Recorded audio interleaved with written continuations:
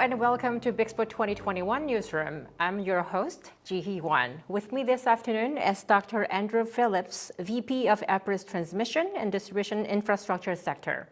Dr. Phillips, welcome to the show. Well, welcome. Thank you very much. Would you please introduce your organization to our viewers? Sure. So I work for the Electric Power Research Institute. We're a collaborative research organization based in the United States. And what we do is we do research for all of the utilities in the United States, but also for international utilities. So about 30% of our members are international members and the idea is that people give us funding to do research and that we share the results with everybody. And so a small amount of money from multiple people can be leveraged to make a difference for the whole of society and the whole global society. Brilliant.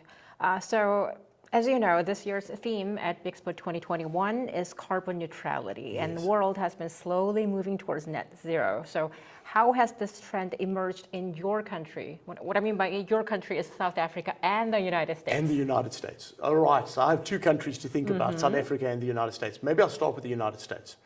So if we look at the United States, since 2005 to 2020, we have reduced the amount of carbon in the United States by about 15%.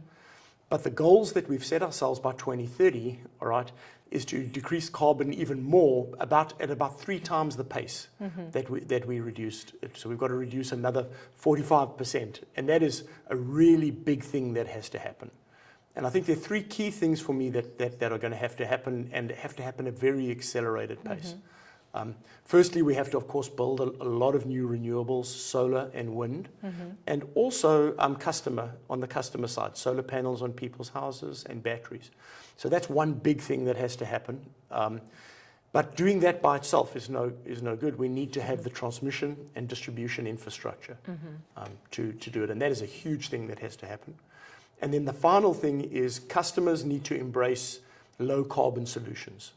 Electric transportation probably being the biggest thing, but also electric solutions for heating and cooling, which today may use natural gas, and all of those things hinge on electricity. All of them require electricity. So I think that's one of the hugest things that are going to have to happen to us in the United States and worldwide, is embracing electrification. So in terms of the infrastructure, so do you think the infrastructure bill is going to help a lot? Because Biden called this week the infrastructure week. Yes, so we have to, I think everybody knows that we have to build on the foundation we've got. The transmission and distribution infrastructure that we've got is already, can some places 80, 90 years old. Oh, wow. We are going to have to make sure that can operate for another 50 years. So that's going to be the foundation.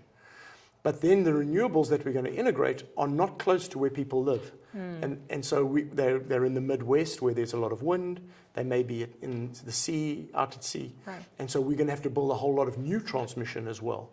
And the challenge of operating the existing infrastructure and keeping it operating at the same time as building a lot of new infrastructure is going to be a challenge. They're doing those 2 things at the same time. Are you already working on it, or do you already have some sort of arrangement? So we have projects already that we've executed at Gochang, all right? And I'll give an example of that. Thinking about my home country, Eskom in South Africa was building new 765 kV lines like you have in Korea. And they were worried about how long the insulators would last. And so we said, well, where could we age them? And we took them to Gochang Test Facility. Oh, wow. And for 3 years, we aged them. The EPRI team designed the test and the aging process. We also did the evaluation, but the KEPCO team operated the test for us. And together with South Africa, with a US company called AEP, and with EPRI together, we all analyzed the results. And it changed what the design in South Africa was going to be. Oh, wow. So that place in Gochang sounds like a wonderful sandbox for global players all around the world. Absolutely. That facility is absolutely amazing. And the foresight, of building it, maintaining it, and making it a leading facility is amazing. Sometimes by the time we need something, it's too late to start building. But the good thing about Gochang is it was built with foresight, and is ready now as we're going into this large expansion. Worldwide, we're going to have to build, if all countries are coming up with carbon reduction goals, everybody's going to have to build transmission and distribution. We need places like that. We need expertise like EPRI, and we need collaboration to solve those problems. That sounds brilliant. So do you have any final thoughts you would like to share with our viewers, perhaps? I think firstly that KEPCO is an amazing company, all right, and has a lot of foresight. And that foresight is making a difference not only for Korea, but is going to make a difference for the whole world, and is going to influence how the whole world is thinking about lowering carbon emissions, and of course, from my perspective, impacting the design and the operation of the transmission and distribution grid, and making sure that it's reliable and it's resilient and it's safe for everybody. Thank you so much for your time. And thank you for watching.